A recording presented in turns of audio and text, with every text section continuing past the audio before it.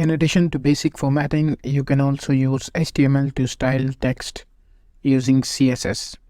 CSS, or Cascading Style Sheets, is a style sheet language used to describe the look and formatting of a document written in HTML. To style an element with CSS, you can use the style attribute in the element's opening tag. For example, we have a paragraph.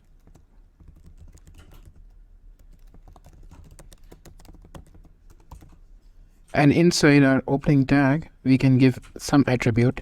And in this case, we are going to give style attribute. We can apply all the different properties inside here. For example, we say color and we give it a red property.